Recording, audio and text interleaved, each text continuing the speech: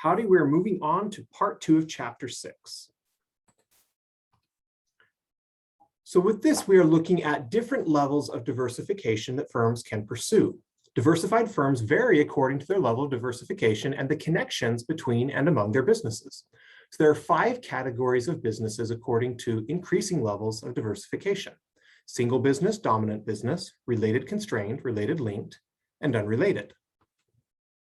With a single business, more than 95% of revenue comes from a single business. And then with a dominant business, between 70 and 95% of revenue comes from a single business. You may have a single business that decides to invest in some smaller side business. And as it grows, that company may shift or move from a single business to a dominant business level of diversification by having the smaller entity grow and become a more prominent part of the company. There's also there's moderate and high levels of diversification. So here we have related constrained, which means that less than 70% of revenue comes from a single business and all businesses share product, technological, and distribution linkages. We could put Toyota into this example. There are a number of different business units and product markets. However, they have technological linkages between all of the different automobile options. They have distribution linkages and how vehicles are sold. Everything that they do is still pretty tightly connected. Next, we would look at related linked, mixed related and unrelated. So still less than 70% of revenue comes from the dominant business, but there are only limited links between businesses. We might put Honda here. There's a lot of technological link, and there are distribution linkages between some products, different automobiles, for example. However, the distribution linkages, there are not many distribution linkages between how you sell automobiles and how you sell and distribute lawnmowers and generators. But there are technological linkages in the combustible engines. So with related linked, we have a little bit more diversification, companies reaching out a little more broadly than they did before. And then we have, finally, unrelated diversification, where less than 70% of revenue comes from the dominant business, and there are no common links between businesses. Commonly, firms using this strategy are called conglomerates. Unrelated firms make no effort to share activities or transfer core competencies between or among their businesses.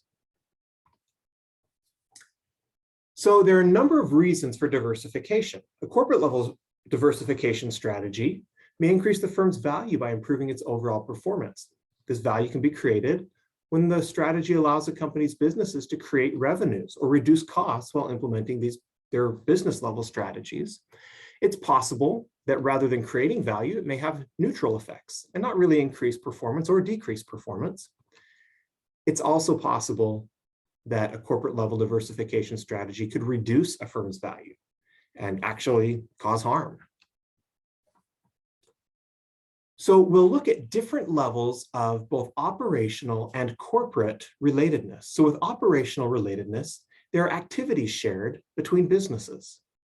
For example, we could look at Apple, where they produce various electronics and then they sell them at their own Apple stores. This is vertical integration, and it creates market power.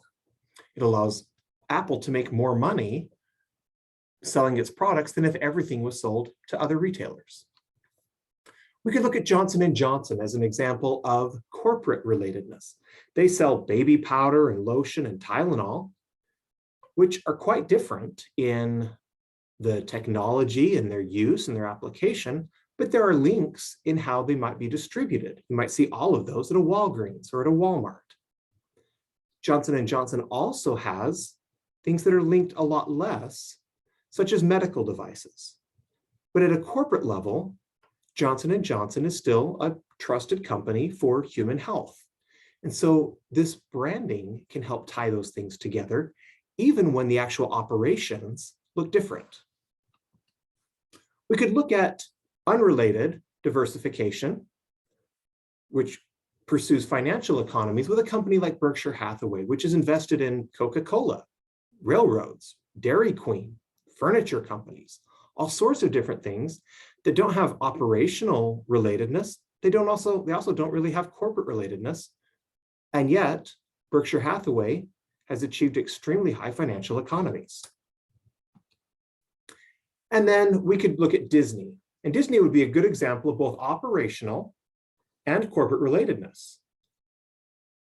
When you make a character in a movie and use that character in the theme parks, that's operational. Or a lot of the things that they're doing tie the operations together, but also the branding across the different areas allows Disney to leverage in a way that few companies are able to do. This is a rare capability that creates diseconomies of scope. They're able to reach out beyond what they're able to do beyond what most companies are able to do. So question number 2, I want you to identify a company that has changed its corporate level strategy or its level of diversification, possibly more or less diversification, and describe the changes that were made.